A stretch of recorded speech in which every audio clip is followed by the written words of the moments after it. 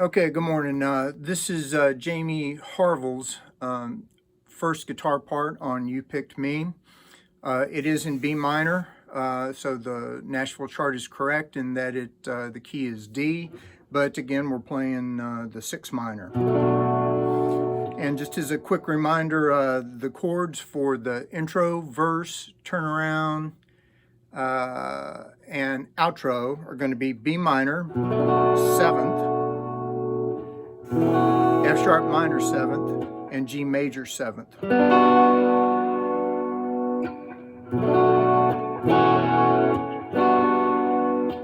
Then the chords for the chorus and the solo are essentially going to be D, G major 7th, and G major 7th.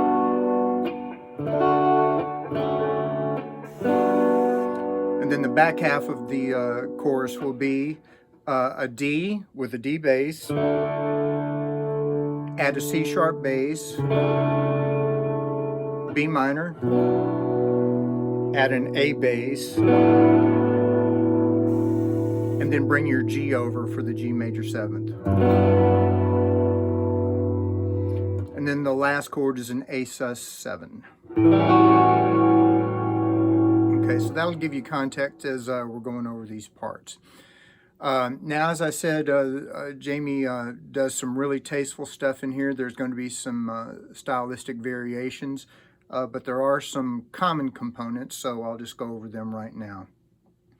The number one common component of the intro, verses, turnaround, and outros is going to be the B minor 7th, essentially, which is... And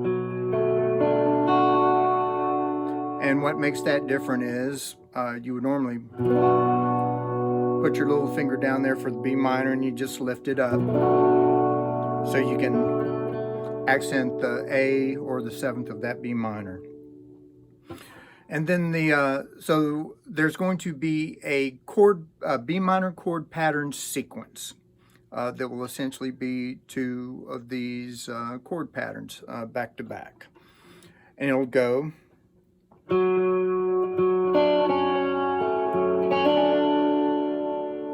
Then the second will go.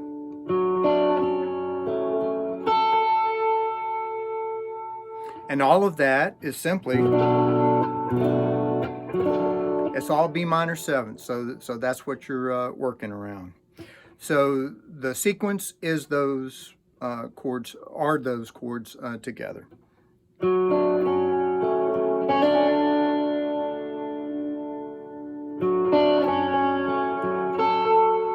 So that's the sequence, and that's really the only common thing in the intro, the verses, turnaround, and outro. The chorus gets a little bit more standard and a lot more helpful. And essentially, what he does is he's just playing an F sharp octave, and then he'll vary it by bringing the lower F sharp down to the G. And what's essentially going on here is he's playing the third of that D in the chorus, and then it goes to the G major 7th. So you have your G major 7th chord there because F sharp is the major 7th of the G. So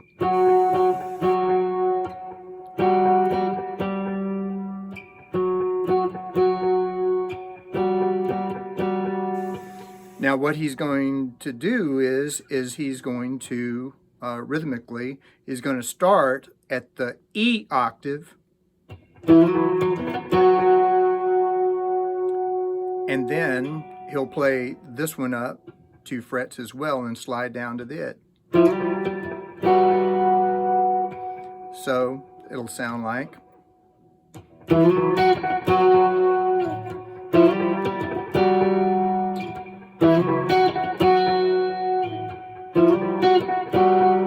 Of course, it sounds better if it's played right, so just bear with me here.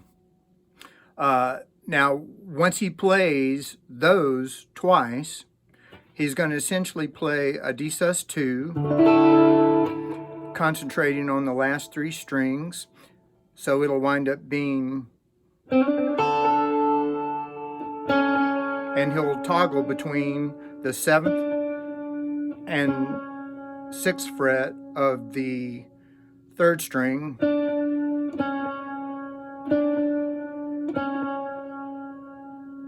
and he'll use the 2nd string 5th fret as the filler in between. So essentially your chords will be, and it'll sound like this.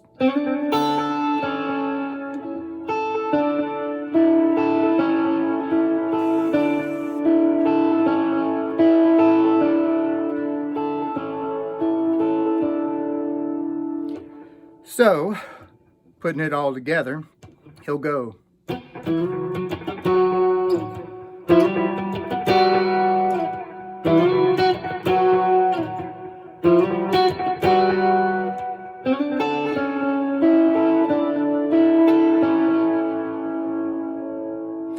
And then he'll end the chorus with, which is the G major 7th that we wound up with, and then of course we go to the A sus7, and what he does there is he accents those last 2 notes of the A sus7. So it'll wind up sounding like,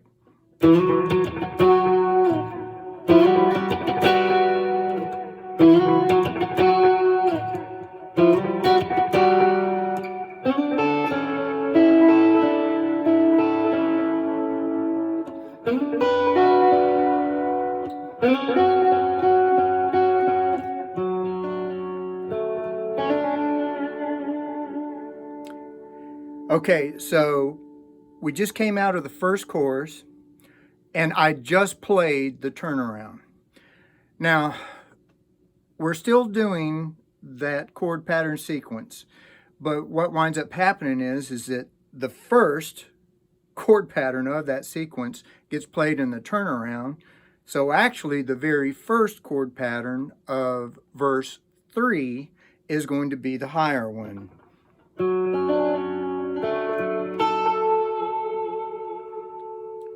Now we're at the second of the chord patterns, which is the second chord of verse 3. And here's the first of many variations. So after he plays that third chord pattern, he's going to come up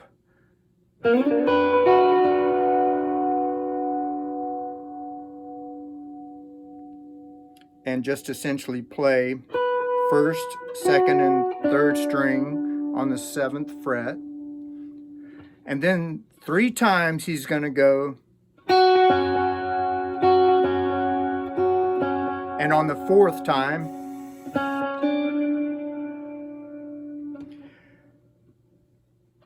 tenth fret, 2nd string, 7th fret, 2nd string, 7th fret, 3rd string. And then I've been adding a ghost note, 9th fret, 4th string.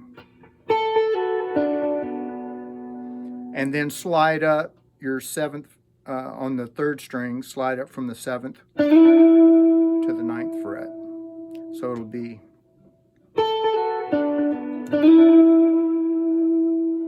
and you can see that I'm just kind of hammering on that one just to kind of fill it. I'm not actually picking it. And then just let that ring. And now we'll go back into the second chorus, and that will again be just the octave, the F sharp octave,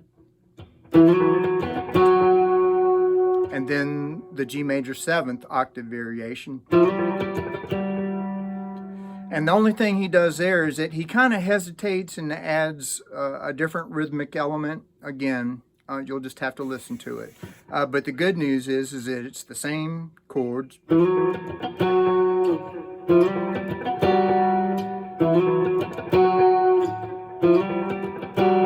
And then he'll hit that D sus2 again.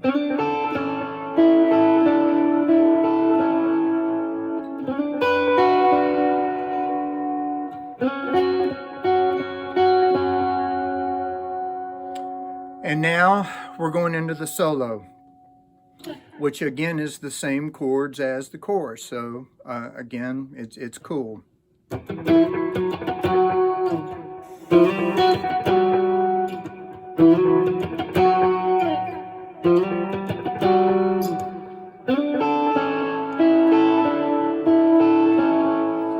And now, instead of doing the 3 bottom strings with that B minor, or rather with the G major 7th, what he's going to do is he's now going to use these in the solo and the 3rd chorus section.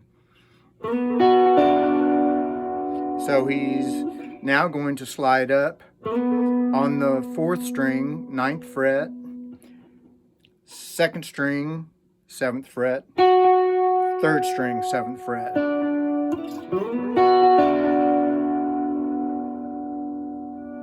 And then the other thing that he does with the A sus7 is now he's going to add in a B. So it'll now be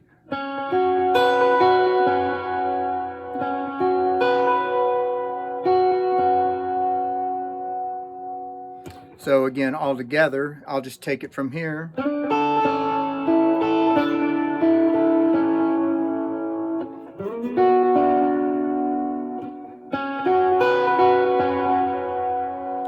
And now we're going into chorus 3.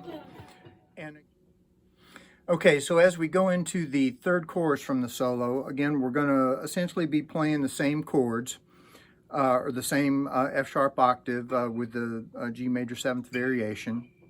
But he's going to do something cool after he plays both of them. And I'll try to slow it down.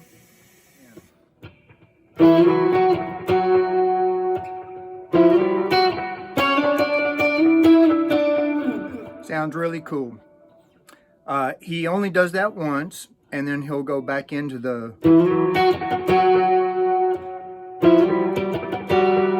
and again playing the D sus.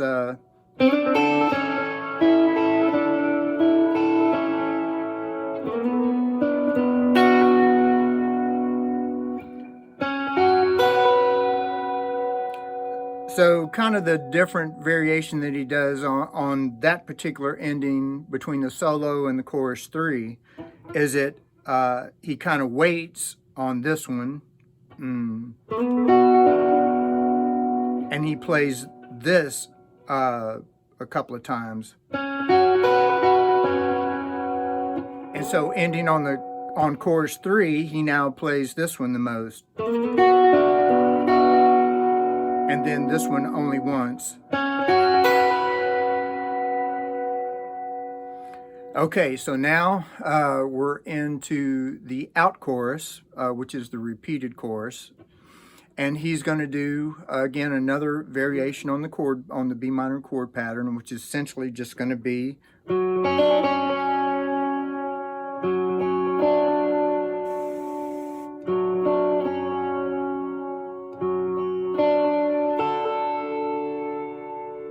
and then,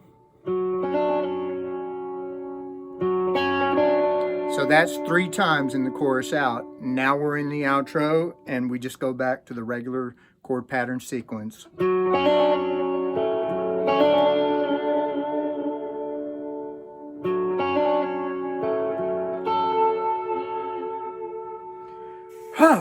All right.